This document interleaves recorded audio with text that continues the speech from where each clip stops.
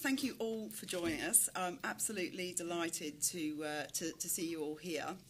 And hopefully you'll find the session useful and insightful. For those of you that don't know me, I know I've introduced myself to a number of you as you were coming in, but I'm the global MD of Exigent. I think and I hope most of you do actually know something of Exigent, but just for clarity, just to give a brief introduction to Exigent.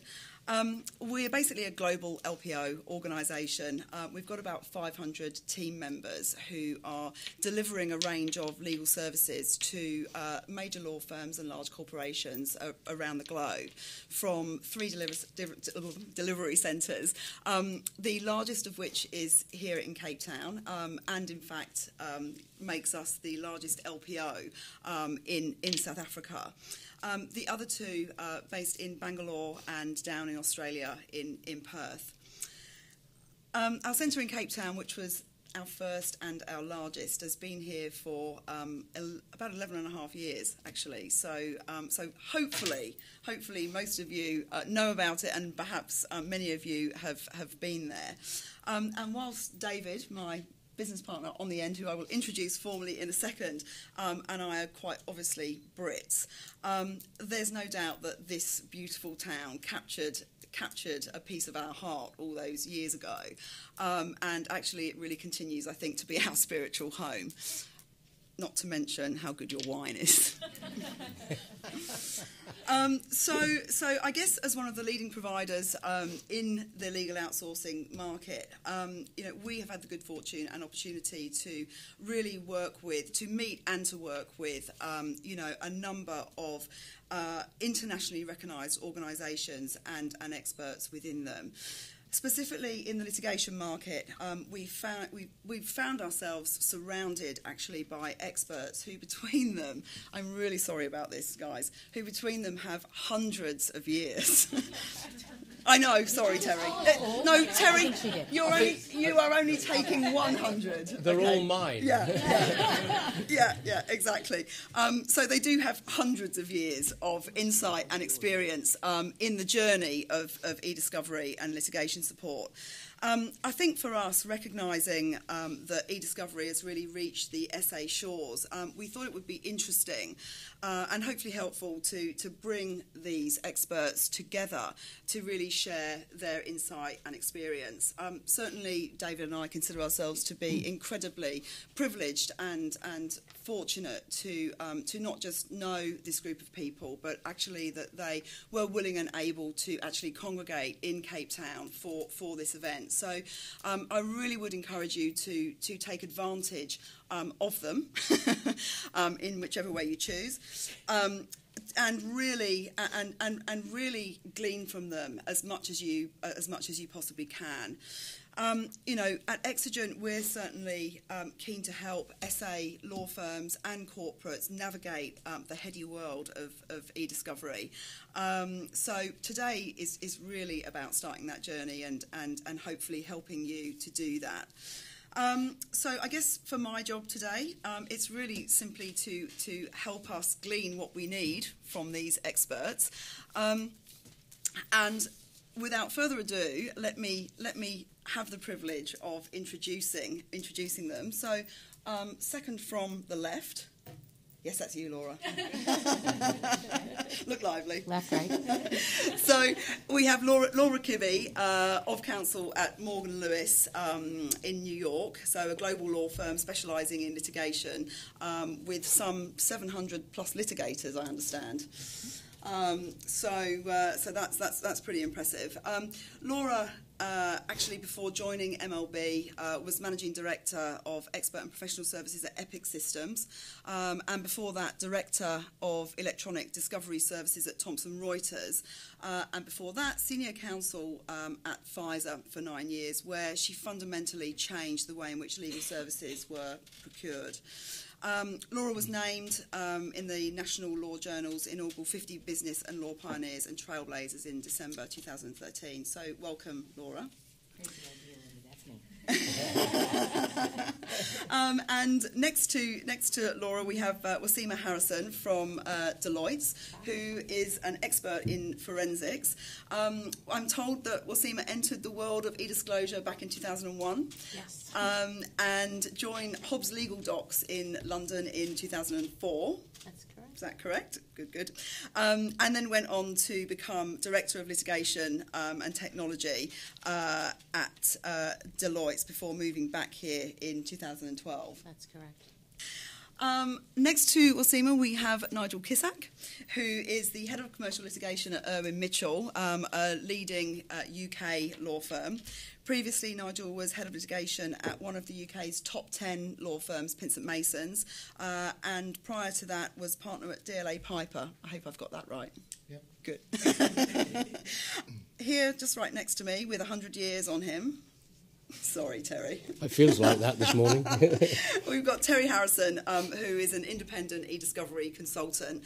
I believe that after spending 30 years as a fee earner in law firms in the UK, specialising in litigation, Terry changed careers and moved into litigation technology back in 1999. Is that right, Terry? Yep.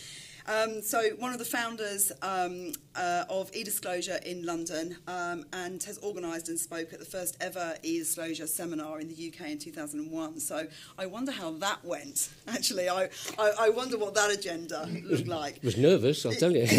Yeah. So Terry actually founded and was managing director of service provider Hobs Legal in London, and during his time as MD was involved in some of the world's highest profile cases. So lots of experience coming from Terry. So Terry, thank you for joining us. Welcome. Pleasure. And last but not least, we have our very own David Home, founder and CEO of Exigent. I also just want to make mention of a few people in our audience. So extend a warm welcome to everyone that's joined us today. But, to our clients and our friends in the industry from Schlumberger, I think Kevin is in the audience somewhere. Can't see him. Oh, there he is, up the back. We've got our clients from Anglo American somewhere out there in the audience. Old Mutual, Rio Tinto, and in fact we're welcoming back an Exigent alumni, Andrea, who's come back down from Joburg, from Rio. We've also got people from Norton Rose, Webber Wensel, Bowman Gill. I knew I was going to struggle with this one.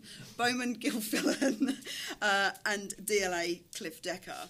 I suppose, to our mind, what we thought we would try and draw out of this session was actually a little bit about the journey of eDiscovery in other markets.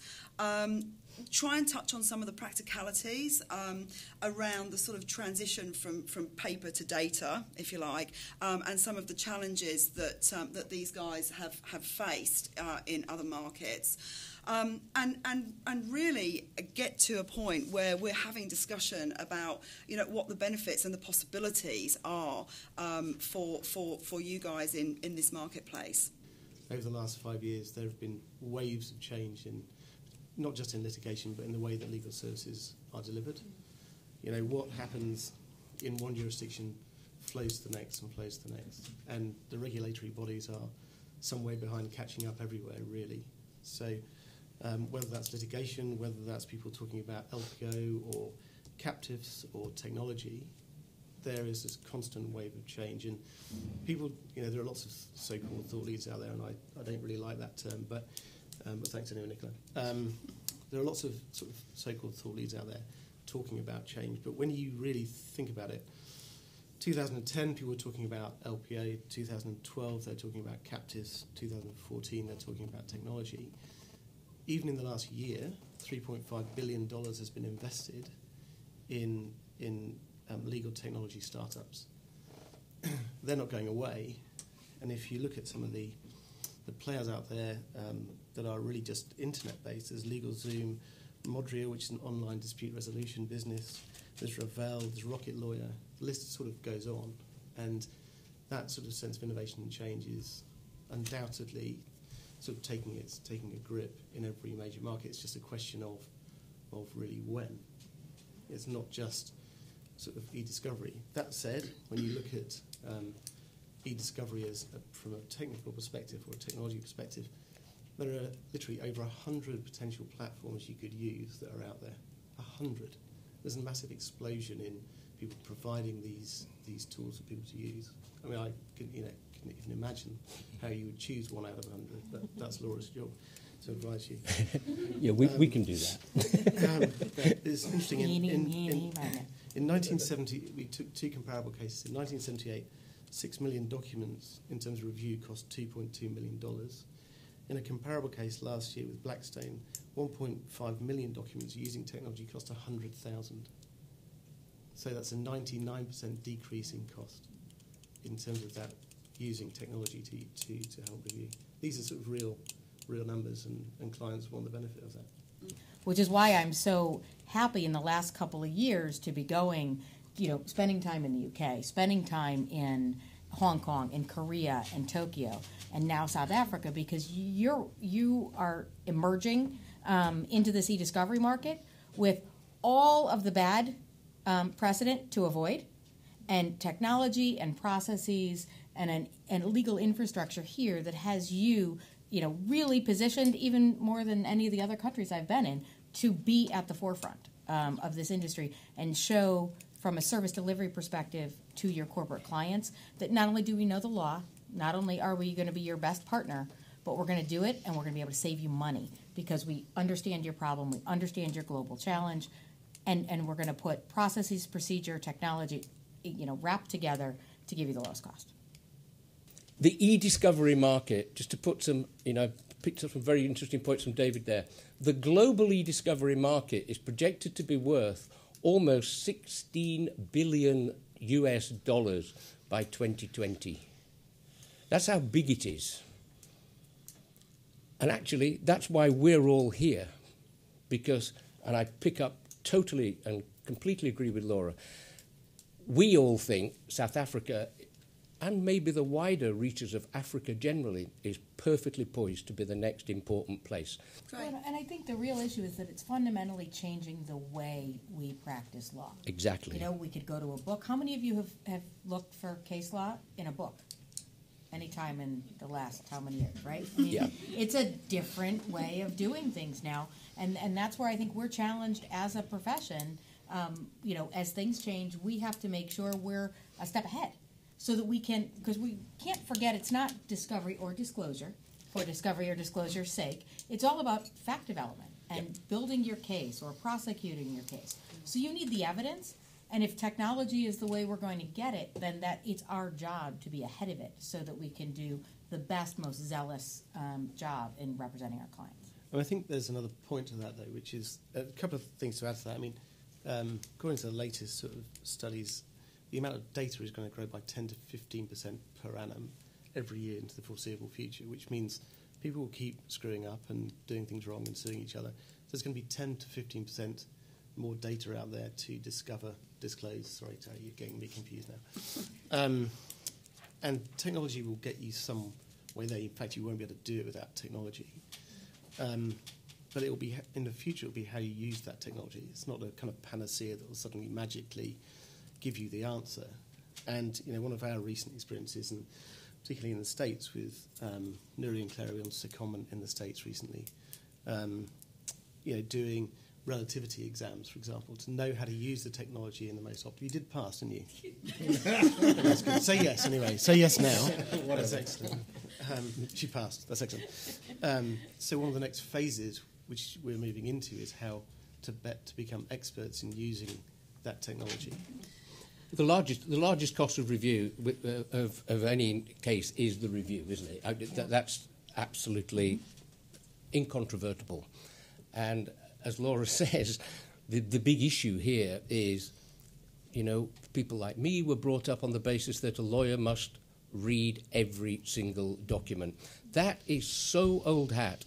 Doesn't happen anymore. There's case law as well as common sense to say that is no longer possible. It cannot happen.